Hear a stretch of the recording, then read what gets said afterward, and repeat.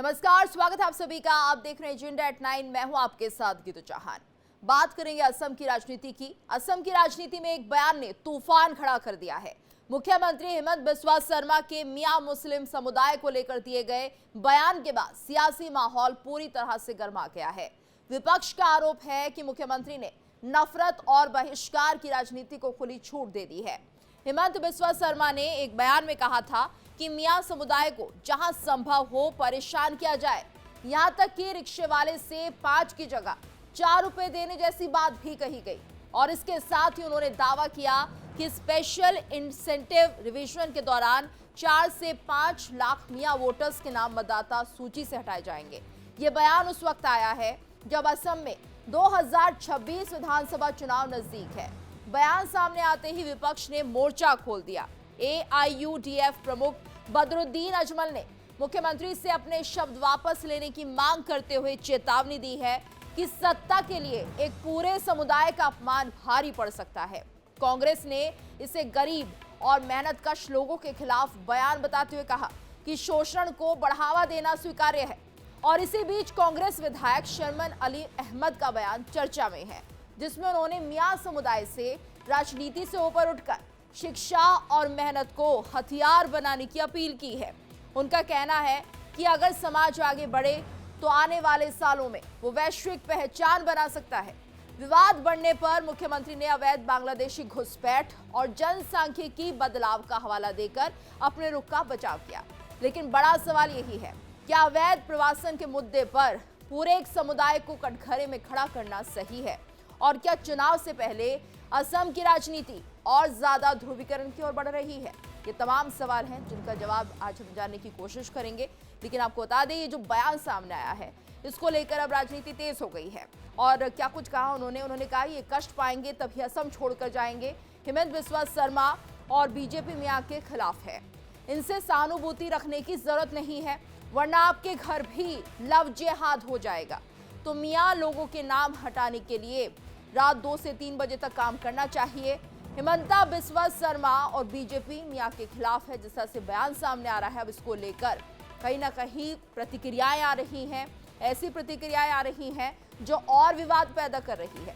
तो एक तरह से असम में चुनावी उबाल जो है वो चारों तरफ सियासत बढ़ाता हुआ दिखाई दे रहा है। असम में अमित शाह डिब्रूगढ़ में असेंबली बिल्डिंग और हेमंता बिस्वा वाला जो बयान है उसको लेकर जिस तरह से हम देख रहे हैं घमासान मचता हुआ दिखाई दे रहा है। वहीं गोगोई पर भी नया वार पाकिस्तान एजेंट वाला जो प्रहार किया गया है वो भी चर्चा में बना हुआ है। तो देखिए जिस तरह से ये बयान दिए गए हैं, इनको लेकर अब चारों तरफ चर्चा दिखाई दे रही है। और ऐसे में कह सकते प्रतिक्रियाएं जो आ रही हैं वो और ज्यादा इसे हवा दे रही हैं। हमारे साथ मेहमानों का पैनल जुड़ चुका है, हमारे साथ खास मेहमान जुड़ेंगे, लेकिन उससे पहले आपको सुनाते हैं आखिर क्या कुछ कहा है हेमंत बिस्वा शर्मा ने। কিন্তু মিয়াকেতো কষ্ট দিব গৈছিল নহয়, গতিকে যোনে যেনেকে পাৰে মিয়া কষ্ট দিয়ক না, আপুনিও দিয়ক না। ৰিক্সাত উঠিলে 5 টকা ভাড়া হলে 4 টকা দি দিব। কষ্ট খালেহে অসমৰ পৰা যাব। ৰাতিটো 9টাত গৈছিলে, মইতো কওঁ মিয়াক কষ্ট দিব ৰাতি 12টাতো যাওক ক'বাত যাব খুজিলে। এইবিলাক কোনো ইস্যু টিস্যু নহয়। हिमंत बिस्वा शर्मा और बीजेपी डायरेक्ट मियार एगेंस्ट আছে। ये क्या संतुष्ट नहीं होने का क्या बात है? तो बांग्लादेश से जो लोग आए हैं वो लोग अपने आप को ही मियाँ बोलते हैं। मैं तो वो नाम नहीं दिया है, वो तो खुद ही वो नाम लिया है। वही लोग खुद बोला है कि हमें मियाँ बोलिए। मियाँ कविता लिखा है, मियाँ पोएम लिखा है, ये नाम थोड़े मैंने दिया हूँ। अरे मैं अगर मियाँ मियाँ करूँ, वो भी असमिया असमिया करे, आपत्ति क्या है? मैं उनसे गुजारिश करूंगा कि वो मुख्यमंत्री हैं, एक संवैधानिक पद पर बैठे हुए हैं, इस तरह के शब्दों का इस्तेमाल न करें, मर्यादित भाषा इस्तेमाल करें, मर्यादा में रहें। और जहां तक वो मियाँ मियाँ मियाँ चिल्ला रहे हैं बिल्ली की तरह, तो सुन लीजिए, कोई भी आसाम का मुसलमान हेमंत कुमार बिस्वा शर्मा से डरता नहीं है, कोई भी नहीं डरता है। मौलाना बदरुद्दीन अजमल यूडीएफ चीफ ने जो कुछ कहा है बिल्कुल सही कहा है। आसाम का मुसलमान उनको कुर्सी से बेदखल कर देगा। और इस बार भाजपा ने अगर हेमंत कुमार वी शर्मा के नेतृत्व में इलेक्शन लड़ा तो वो 100% भाजपा आसाम से बेदखल हो जाएगी और हार जाएगी। देखिए, प्रतिक्रियाएं आने लगी हैं और ऐसे में ये देखना होगा कि हेमंत बिस्वा शर्मा ने जो बयान दिया है मियां को लेकर, उनके कहने का मतलब उन्होंने साफ कर दिया है कि वो चाहते हैं कि बांग्लादेशी घुसपैठिए जो कि मुसलमान हैं वो देश छोड़कर जाएं, वो असम छोड़कर जाएं और वो अपने बयान का बचाव कर रहे हैं। ऐसे में जो प्रतिक्रियाएं सामने आ रही है कि हिंदुस्तान के मुसलमान को लेकर आखिर किस तरह से ये बयान दिया जा सकता है, तो बहुत स्पष्ट उन्होंने कर दिया है। लेकिन यहाँ पर फिर से राजनीति होती हुई दिखाई दे रही है। कुल मिलाकर असम में चुनाव होने हैं, तो क्या ये चुनावी माहौल बनाने की कोशिश है, ध्रुवीकरण की राजनीति है, ये तमाम सवाल उठने लगे हैं। लेकिन हेमंत बिस्वा शर्मा ने बहुत साफ शब्दों में कह दिया है, अगर घुसपैठियों को बाहर निकालना है तो उन्हें सपोर्ट नहीं करना होगा। और इस वक्त हमारे साथ खास मेहमान भी जुड़ चुके हैं। हमारे साथ बीजेपी नेता अविरल मलिक जुड़ गए हैं और भी लोग हमारे साथ अभी जुड़ेंगे। लेकिन फिलहाल जिस तरह से हम चर्चा कर रहे हैं उन्हीं का रुख हम ले लेते हैं। अविरल, आपका बहुत बहुत स्वागत है इंडिया डेली पर। आपसे हम समझना चाहेंगे, जिस तरह से बयान सामने आया है आखिर इसके मायने क्या है, क्योंकि यहाँ पर तो प्रतिक्रियाएं सामने आ रही है जिसमें ये कहा जा रहा है कि हिंदुस्तान के मुसलमानों को टारगेट किया जा रहा है और यहाँ पर ध्रुवीकरण की राजनीति हो रही है। क्या कहेंगे?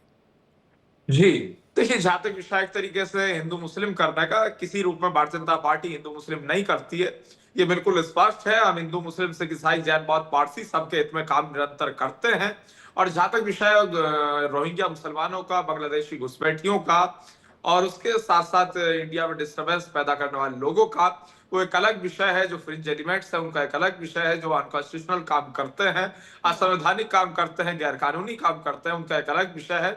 लेकिन जहां तक विषय एक तरीके से जितने भी भारतीय नागरिक हैं उनका, तो निश्चित रूप से भारतीय जनता पार्टी उनके हित में कल भी काम कर रही थी, आज भी काम कर रही, भविष्य में भी काम डंके की चोट पर करती रहेगी। ठीक है, हमारे साथ एक और मेहमान जुड़ चुके, डॉक्टर शिवानंद हुल्यालकर जी हमारे साथ जुड़े हैं, कांग्रेस के प्रवक्ता है। शिवानंद जी, आपका भी बहुत बहुत स्वागत है इंडिया डेली पर। और आपसे भी हम इस बयान के मायने समझना चाहेंगे, क्या ये एक राजनीतिक बयान है, क्या ये मुस्लिम्स को टारगेट कर दिया गया बयान है, या फिर जिस तरह से हेमंत बिस्वा शर्मा कह रहे हैं कि ये सिर्फ घुसपैठियों के लिए दिया गया बयान है और इसे अन्यथा ना लें?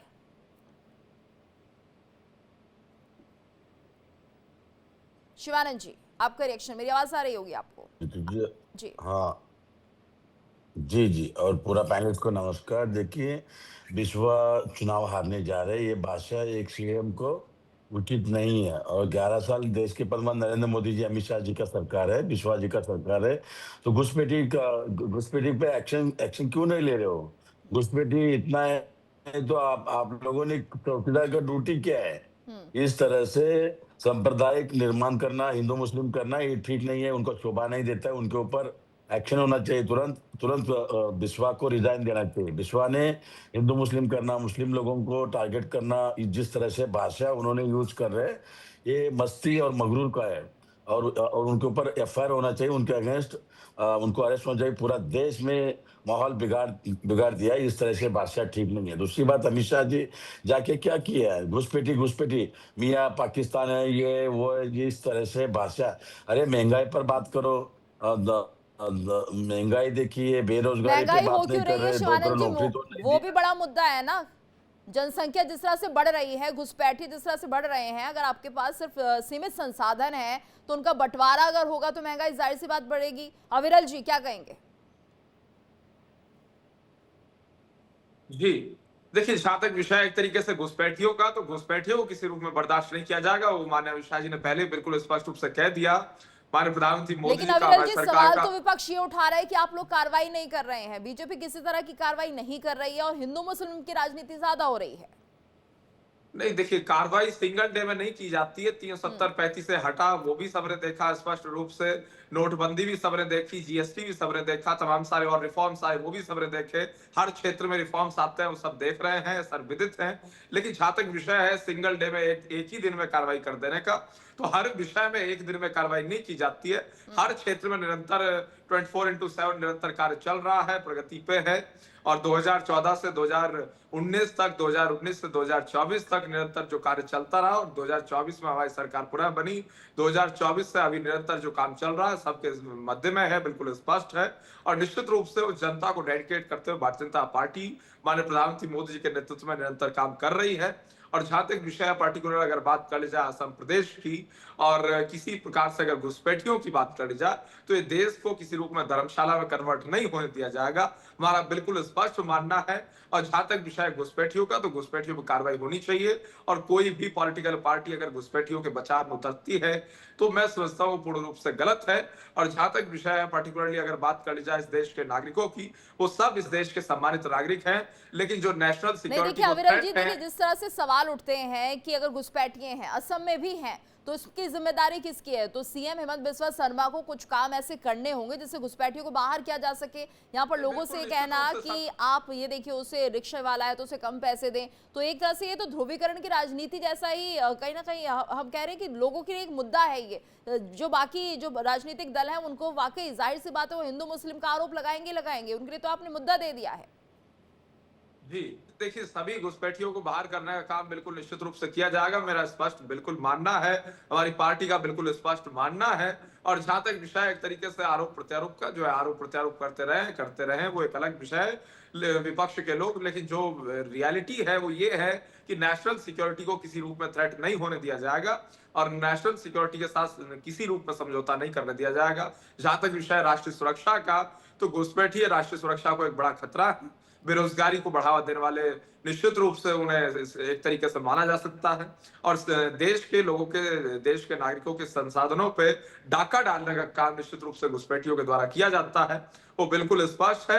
और सभी घुसपैठियों पर कठोरतम कार्रवाई की जाएगी, और किसी जी प्रकार से घुसपैठियों को टॉलरेट नहीं ठीक किया है, जाएगा। तो एक मिला जुला रिएक्शन हमें इस बयान को लेकर मिल रहा है जो कि हेमंत बिस्वा शर्मा ने दिया है, डॉक्टर शिवानंद। और ऐसे में ये समझना जरूरी होगा क्योंकि एक धड़ा ऐसा भी है जो ये कहता हुआ, ये सपोर्ट करता हुआ या दलील देता हुआ दिखाई दे रहा है कि अगर पाकिस्तान में हिंदू सुरक्षित नहीं है, बांग्लादेश में हिंदू सुरक्षित नहीं है, उन्हें मारा जा रहा है, काटा जा रहा है, तो भारत में ऐसे घुसपैठियों की जरूरत क्या है जो बांग्लादेश से आ रहे हैं, जो पाकिस्तान से आ रहे हैं, दूसरी जगहों से जो आ रहे हैं और किसी विशेष धर्म से अगर जुड़े हैं, तो फिर भारतीय दया क्यों दिया है? एक जो कह सकते हैं दलील है वो ये भी दी जा रही है, तो फिर जो हिंदुस्तान में रहने वाला व्यक्ति है वो हमेशा दया की भावना से क्यों काम करता रहे?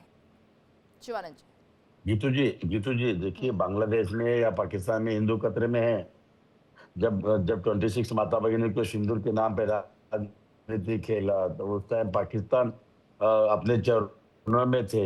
पूरा रात को 1:16 में सोफिया कुरैशी और सोनिका सिंह दोनों रात को 1:16 में पाकिस्तान में कराची में घुस के उनको अटैक किया था। नरेंद्र मोदी सरेंडर हो गया डोनाल्ड ट्रंप के आगे। अगर इतना ही हिम्मत है तो अदानी का बिजली बांग्लादेश का काट लो ना, पानी बंद कीजिए, ट्रेन बंद कीजिए, उनको देने का सुविधा बंद करो। घुसपैठी के नाम पे कितना दिन राजनीति करो? ये बिस्वा अभी जेल जा रहा है, उसको अरेस्ट होगा, वो जेल में सड़ेगा।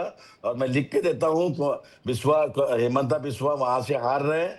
कांग्रेस पार्टी नंबर 1 पे, चीफ मिनिस्टर गौर, गरीब, दलित, पिछड़ा, आदिवासी का चीफ मिनिस्टर नहीं तो ये महंगाई माना कम जाए करेंगे। शिवानंद जी, अगर जिस तरह कांग्रेस से पार्टी सत्ता में मुस्लिम आती है तो घुसपैठियों को फिर वो इनवाइट करेगी, उन्हें बाहर नहीं निकाला जाएगा, वो काम नहीं करेगी घुसपैठियों के लिए। अगर आवाज बुलंद की जा रही है घुसपैठियों को बाहर निकालने के लिए, लोगों को ये समझाकर कि आप उन्हें सपोर्ट नहीं कीजिए, तो क्या माना जाए कांग्रेस आएगी तो ऐसा नहीं होने देगी? गीतू जी, ऐसा कभी नहीं होगा। हम तुरंत घुसपैठी को कैसे फिर आपकी पर स्ट्रेटेजी एक्शन क्या रहेगी लेंगे। घुसपैठियों को बाहर और निकालने जहां की? ओरिजिनल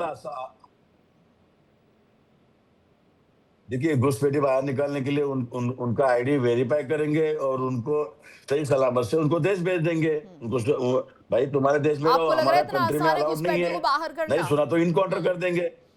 नहीं, आपको इतना आसान लग रहा है इन घुसपैठियों को हाँ बाहर हाँ, कर करना? देंगे। नहीं, इतना आसान गीतू जी नहीं है, लेकिन हम 100% प्रयास करेंगे और कोशिश करके हम घुसपैठी के ऊपर एक्शन लेंगे। महंगाई कम करेंगे, बेरोजगार चरम पर कम तो ये करेंगे। माना जाए कि जहां पर कांग्रेस की सरकार है वहां पर महंगाई नहीं है, या जब कांग्रेस की सरकार सत्ता में थी तो महंगाई नहीं हुआ करती थी? देखिए शिवानंद जी 100% डॉक्टर मनमोहन सिंह साहब थे, तभी आप देखिए महंगाई, और अभी नरेंद्र मोदी 11 साल से आप ही देखो, गोल्ड देखिए, सिल्वर देखिए, जो गरीब दलित पिछड़ों से शादी ठीक करना है, है, तो किसी का गोल्ड सिल्वर के मंगलसूत्र की लिए बात मोदी करते, जिम्मेदार है। मतलब अविरल जी उसकी बात करते हो, मणिपुर देखिए 100%। ठीक है, अविरल जी आपका जवाब। जी नहीं, देखिए जहां तक विषय एक तरीके से जिम्मेदार ठहराने की जो बात इनके द्वारा कही जा रही, मैं समझता हूँ इसमें कोई तथ्य नहीं है, कोई सच्चाई मौजूद नहीं है। और जहां तक विषय एक तरीके से राष्ट्रीय एकता का, राष्ट्रीय अखंडता का, राष्ट्र को मजबूत करने का, हर वर्ग का विकास करने का, तो निश्चित रूप से माननीय मोदी जी के नेतृत्व में गरीब पीड़ित शोषित वंचित का, दलित आदिवासी महिला युवा बेरोजगार संत सबका विकास किया जा रहा है।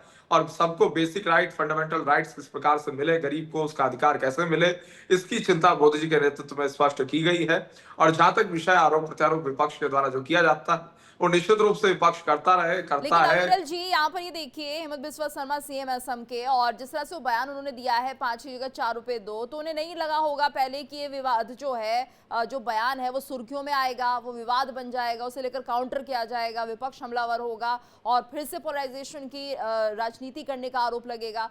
तो क्या ये जो बयान दिया गया है ये ऐसे ही निकल गया है, सोची समझी एक तरीके से रणनीति है आने वाले चुनावों को देखते हुए?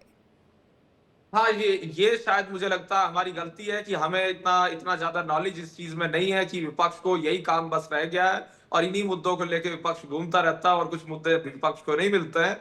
तो ये निश्चित रूप से हम अपनी गलती मान सकते हैं कि भाई विपक्ष को विकास पे बात नहीं करनी है, रोजगार पे बात नहीं करनी है। अब कभी घुसपैठियों को डिफेंड करने में विपक्ष लग जाएगा, तो कभी घुसपैठियों के विषय पर चर्चा करने में विपक्ष तुल जाएगा। तो मैं समझता हूँ अगर इस टाइप की राजनीति विपक्ष कर रहा है तो पूर्ण रूप से गलत है। हिंदू, मुस्लिम, सिख, ईसाई, जैन, बौद्ध, पारसी सबको हम as per the constitution of India स्पष्ट रूप से इक्वली ट्रीट करने वाले लोग हैं और सबको उनके मौलिक अधिकार प्रदान करने वाले लोग भारतीय जनता पार्टी के लोग हैं। और जहां तक विषय हेमंत बिस्वा शर्मा जी का, असम प्रदेश का, तो जितनी योजनाएं असम प्रदेश के द्वारा चलाई जाती है, असम प्रदेश की सरकार के द्वारा, वो असम में रहने वाले प्रत्येक नागरिक को मिलती है। तो वहां पर ये नहीं देखा बराबर का जाता है अधिकार कौन मिलता हिंदू है कौन मुसलमान है। शिवानंद जी देखिए, जिस तरह से अब सीधे तौर पर यहाँ पर बीजेपी के नेता भी बैठे हुए अविरल जी, वो कह रहे हैं कि हम कभी भेदभाव नहीं करते, अगर कोई भी योजना चल रही है हिंदू मुसलमान सब धर्मों के लोग उसका फायदा उठाते हैं, तो ऐसे में सिर्फ ये कहना कि हिंदू मुस्लिम बीजेपी कर रही है वो सही नहीं है। और यहाँ पर शिवानंद जी अगर ये देखिए, हेमंत बिस्वा शर्मा इस बात को भी साफ कह देते हैं कि मैं उन घुसपैठिए मुसलमानों की बात कर रहा हूं जो कि बाहर से आए हैं, जो दूसरे देश से आए हैं, तो उनको आप सपोर्ट ना करें। तो उन्होंने बहुत साफ शब्दों में क्लियर कर दिया है। सवाल उठ रहे हैं विपक्ष पर कि आखिर इन मुद्दों को लेकर हिंदू मुसलमान विपक्ष क्यों कर रहा है।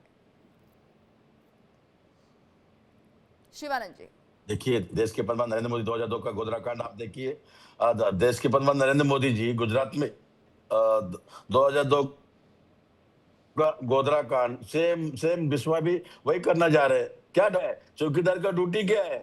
ये इन्होंने शिवानंद जी, तो अदानी आप को कह रहे गोधरा कांड मोदी ने किया है, ये तो कोर्ट फैसला करेगा किसने किया है किसने नहीं किया है, लेकिन आप कैसे कह सकते हैं? आप तो ये बताइए, हिंदू मुसलमान का जो मुद्दा है वो कौन उठाता है? विपक्ष कहता है ना कि हिंदू मुसलमान आप कर रहे हैं, जबकि वो तो कह रहे हैं हम देश के मुसलमानों को कुछ नहीं कह रहे हैं। तो यानी कि जिस तरह से हेमंत बिस्वा शर्मा बयान दे रहे हैं, वो सीधे तौर पर कह रहे हैं वो घुसपैठिए मुसलमान जो बाहर से आते हैं और हमारे ही राज्य का जो अन्न खाते हैं, जो यहीं पर काम करते हैं और हमारे लोगों को ठगते हैं, वो तो उन्हीं की बात करें जो यहाँ पर लफ्ज़ हाथ फैलाते हैं। तो यहाँ पर अब हम कैसे माने कि वो देश के मुसलमानों के लिए भेदभाव की बात कर रहे हैं? बोलिए बोलिए शिवानंद जी।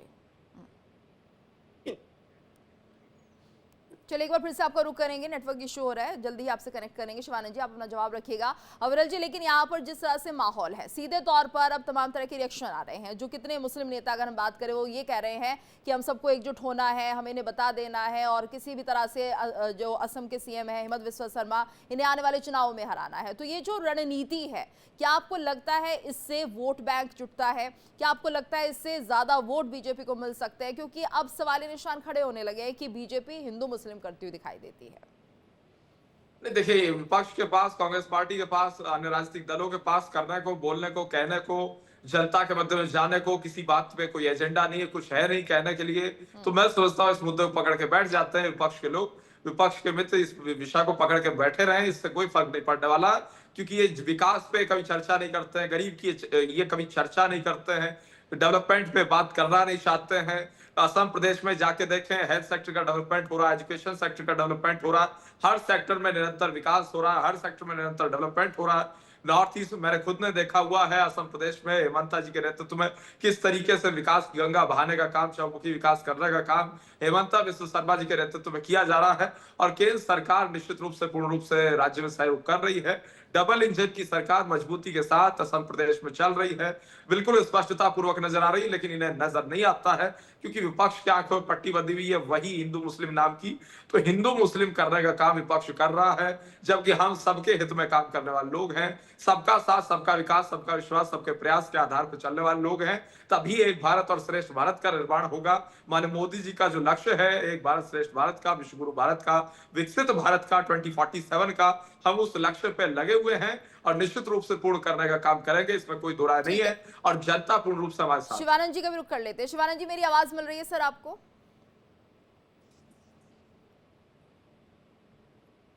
सुन पा रहे हैं जी शिवानंद जी जी आप? आवाज आ हाँ, रही है जी। अपनी बात आप रख सकते हैं आवाज आ शिवानंद जी। रहे हैं? देखिए, हाँ मुझे आपकी हाँ आवाज जी आ हाँ जी रही हाँ है जी बोलिए। आप अपनी बात रख सकते हैं। देखिए, जिस तरह से हिंदू जी मुस्लिम की राजनीति करने का आरोप यहाँ पर कांग्रेस पर लगाया जा रहा है, क्योंकि जो कांग्रेस है वो एक ही विशेष समुदाय पर ज्यादा अपनी कृपा बरसाती है, वही उनका वोट बैंक है।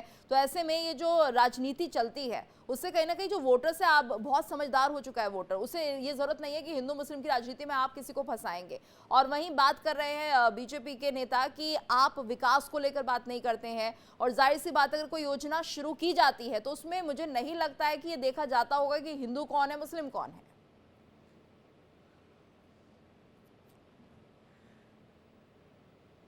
शिवानंद जी,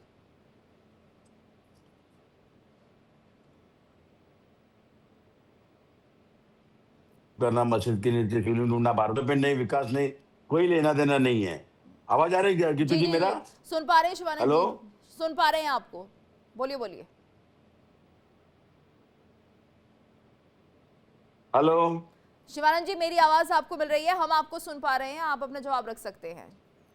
चलिए एक बार फिर से आपसे कनेक्ट करने की कोशिश करेंगे, नेटवर्क इशू हो रहा है। अविरल जी, देखिए जिस तरह से यहाँ पर ये जो पूरा मुद्दा है हिंदू मुसलमान को लेकर, हम देखते हैं जहां भी चुनाव होते हैं ऐसे मुद्दे जरूर उठते हैं, और ये कहीं ना कहीं मुद्दे जो होते हैं वो एक तरह से विपक्ष के निशाने पर आ जाते हैं। विपक्ष सीधे तौर पर ये कहता है कि बीजेपी हिंदू मुसलमान करती है, देश को बांटती है, तो कम से कम बीजेपी को ये सोचना चाहिए कि इस तरह के बयान देने से बचे। लेकिन ऐसा नहीं होता, हम देखते हैं कोई ना कोई बड़ा नेता इस तरह के बयान दे देता है। जी, देखिए, किसी रूप में बयान नहीं दिया जाता, ये तो बिल्कुल स्पष्ट तौर पे कहा जा रहा है। घुसपैठियों के विषय पे तो घुसपैठिए हैं, तो घुसपैठियों पे कार्रवाई भी होगी, होनी चाहिए, की जाएगी, किसी रूप में नहीं बख्शा जाएगा। हमारा बिल्कुल क्लियर कट स्पष्ट मानना है। और जहां तक विषय एक तरीके से आरोप प्रत्यारोप का, इनकी अपनी ध्रुवीकरण की राजनीति का, अपनी एक तरीके से जो ये पॉलिटिक्स चल रहे हैं, मैं सोचता हूं उसका कोई स्थान इस देश में नहीं है, इस मुल्क में किसी रूप में नहीं है। ये देश पूर्ण रूप से मजबूती के साथ उसी सरकार को चाहता है, उसी सरकार को लाता है जो विकास की बात करती है और विकास करती है। और धरातल पे हर सेक्टर में डेवलपमेंट असम प्रदेश में हो रहा है, चाहे वो टूरिज्म का विषय हो, हेल्थ सेक्टर का विषय हो, एग्रीकल्चर सेक्टर का विषय हो, एजुकेशन सेक्टर का विषय हो, रोड्स एंड ट्रांसपोर्ट सेक्टर का विषय हो, अन्य क्षेत्रों का विषय हो, हर सेक्टर में असम प्रदेश निरंतर आगे बढ़ रहा है। अब ये वो सरकार नहीं है, इनकी सरकार हुआ करती थी असम प्रदेश में, और निरंतर करप्शन हुआ करता था, भ्रष्टाचार हुआ करता था, गरीबी बढ़ती रहती थी, और छात्र अपने कष्ट में जीवन जीते थे, छात्रों के हित में कोई फैसला नहीं लिया जाता था। तो वो सरकार अब नहीं रही। ठीक है अविरल जी, एक बार फिर से हम रुक कर लेते हैं शिवानंद जी का। शिवानंद जी, मेरी आवाज मिल रही होगी, आप अपना जवाब दे सकते हैं। जी देखिए गीतू जी, बिस्वा ने सिर्फ अदानी को जमीन दिया 1 रुपए में, पूरी तरह से 6000 एकड़ जमीन गौर गरीब दलित पिछड़ों आदिवासियों को जमीन उन्होंने अदानी को दे के बैठे। मोदी और अमित शाह यही काम कर रहे, 2 लोग बेच रहे रंगा बिल्ला, और दो लोग ले रहे अदानी अंबानी। क्या विकास किया? क्योंकि मैं भी एक हिंदू, कितना हिंदुओं को नौकरी दिया, कितना डेवलपमेंट किया, उनको पूछ, बीजेपी नेता शिवानंद को जी, ये पूछना बात तो चाहता आपको हूँ। असम जाकर लोगों को समझानी होगी। चुनाव आने हैं और ऐसे में आप जाइए, बताइए लोगों को कि बीजेपी कुछ काम नहीं कर रही है, उनको मनाइए, समझाइए, और जब कांग्रेस आएगी तो काम करेगी। विश्वास तो उन लोगों को दिलाना है ना जो असम में रह रहे हैं। गीतू जी, आसाम में कांग्रेस सरकार बनना तय है। इनका भ्रष्टाचार बढ़ गया, बॉन्ड के नाम पे चंदा काट रहे, CBI ED income tax misuse कर रहे हैं। इन्होंने चुनाव आयोग के नाम पे, SIR के नाम पे NRC करने जा रहे, गौर गरीब दलित पिछड़ों आदिवासी आदिवासी या माइनॉरिटी वोट काटने जा रहे हैं, अब ये बताइए, आप कहते हो थोड़ा भी घुसपैठियों पे एक्शन ले, एसआईआर आप करने नहीं देंगे, पता चलने नहीं पाएगा कितने लोग यहाँ पर रह रहे हैं, कितने अवैध है कितने वैध है, कार्रवाई कैसे होगी सर, ये बताइए। अरे 11 साल नरेंद्र मोदी चौकीदार का ड्यूटी क्या है? अमित शाह जी क्या कर रहे हैं? घुसपैठी बार बार पश्चिम बंगाल में नहीं तो आप ममता अगर उस बनर्जी पर हो। कार्रवाई शुरू हो रही है तो अभी भी आपत्ति है विपक्ष को, अभी भी कह रहे हैं एसआईआर क्यों कर रहे हैं, आप तो गलत कर रहे हैं, सही नहीं कर रहे हो एसआईआर, जबकि यहाँ पर केंद्र नहीं कर रहा है एसआईआर, तो इलेक्शन कमीशन कर रहा है, लेकिन उस पर भी आपत्ति है। तो कैसे आप समझिए संस्थाएं काम करेगी इस देश में जो विपक्ष इन्हीं को लेकर सवाल उठाएगा? तो जीतू जी, बीजेपी का 3 बंदर बैठे हैं, ज्ञानेश कुमार गुप्ता जी, संधू जी, डॉक्टर जोशी जी, 3 बंदर आंख बंद करके, मुंह बंद करके और सुनने का भी बंद करके बैठे। ये लोगों ने चुनाव आयोग, इतना ही नरेंद्र मोदी जो दम है तो शरद पवार गुट क्यों तोड़ा, उद्धव गुट क्यों तोड़ा? इतना ही दम है सीजेआई को, जो चंद्रचूड़ को हटा के उन्होंने कानून बनाया 23 में, ज्ञानेश कुमार गुप्ता जी का अगर कुछ भी एक्शन नहीं ले सकते, अपोजिशन को कमजोर कहीं भी रहे तो उन्होंने वहां का अपोजिशन का वोट काट के उधर डिलीट कर रहे वोट, जिसका वोट इधर है। ये तो मैं ये नहीं कह ऑपोजिशन रहा हूँ। टूट क्यों रहा है? क्या ऑपोजिशन इतना कमजोर है या फिर रणनीति में फंसता हुआ दिखाई दे रहा है, या फिर ऑपोजिशन की जो रणनीति है वो इतनी सॉलिड और पुख्ता नहीं है कि बीजेपी का कोई तोड़ निकाल पाए? इस पर तो आपको ही सोचना होगा, इस पर तो आपको ही लोगों के बीच जाना होगा, उन्हें समझाना होगा, आप नहीं समझा पा रहे हैं। तभी तो यहाँ पर देखिए ना, बार बार चुनकर बीजेपी ही आ रही है, तो लोगों को कैसे समझाएंगे? उनके बीच जाइए, उन्हें बताइए मुद्दे क्या है। अगर हम सिर्फ घर में बैठकर बात करेंगे तो कुछ नहीं होगा। आपको चाहिए होगा अपनी रणनीति बनाए, स्ट्रैटेजी बनाए, और आपको लग रहा है गलत हो रहा है तो जनता को समझाएं इस बात को। फिलहाल धन्यवाद करना चाहेंगे आप दोनों का हमारे साथ इस चर्चा में जुड़ने के लिए।